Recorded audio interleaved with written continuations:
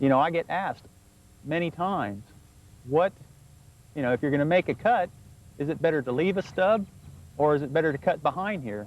Well, neither. I mean, if you're going to make a cut on the tree, you might as well make it at the right spot, and that is the exact location where you need to be making the cut on that branch. The tree's natural processes will take over and begin sealing that wound off. If you leave a stub, what will happen is that little stub will die back, and the tree cannot seal over that wound. And that dead stub there will be a way that insect and disease can get into the tree. If we cut behind that, then you're creating a larger wound on the tree, and so it'll take a lot longer for that tree to seal over. And I'm being careful here to say seal and not heal. Trees do not heal. It's not like a cut on your finger and you get a scab and it gets better. Well, every cut you make on the tree, there are some potential internal problems that you're creating. So you can minimize those internal problems by making the appropriate cut on that tree to shorten the time when that tree will be sealing over that wound. And now I showed you where we're going to cut. Now I'll go ahead and step out on a limb here and try and make that cut where I need to be making it. Have my loppers. It's a small branch that we're removing. And what I'm going to do is I'm just going to take a little bit off of here first. Kind of catch that so it doesn't hit the camera there. And I just kind of cleaned up the area. Now I'll just come back here and cut right along that outside of the branch collar. Now when you use these type of cutters, you want to make sure this cutting blade is on the inside,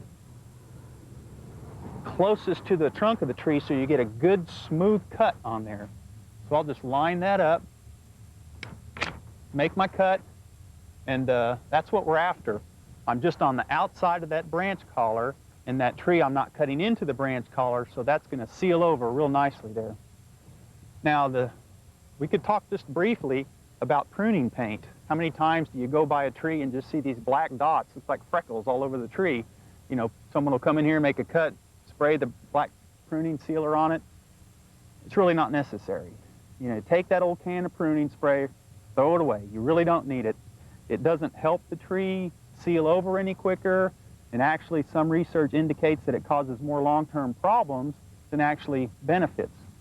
One of those problems is that if you get it on the trunk of the tree real thick, then actually with rain and as that tree branch gets wet, it'll actually trap moisture behind that tar and cause some fungus problems. So don't use it, throw it away, it's not needed.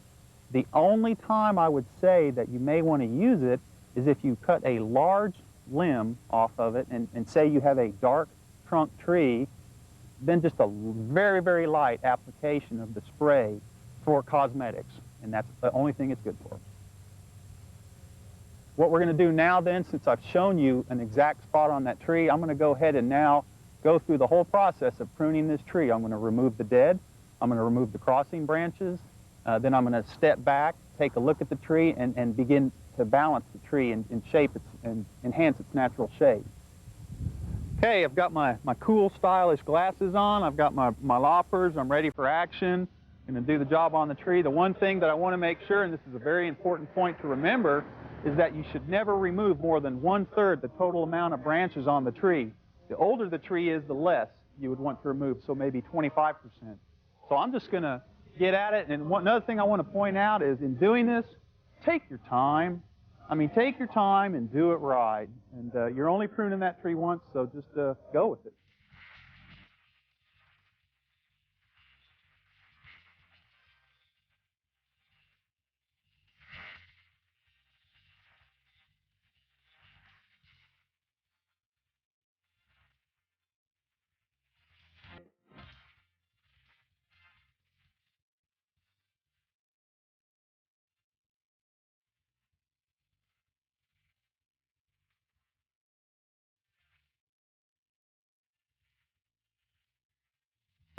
See, that didn't take so long. You can really get a good feeling on the tree before and the tree after. We've opened up the crown. We've removed all the dead branches like we talked about. We have removed all of the crossing branches as we discussed. We removed a lot of the branches that were growing into the center part of the crown, so we're opening up the tree more. We've just taken a short amount of time here to go through the whole process with this one tree. I hope you've learned something from today.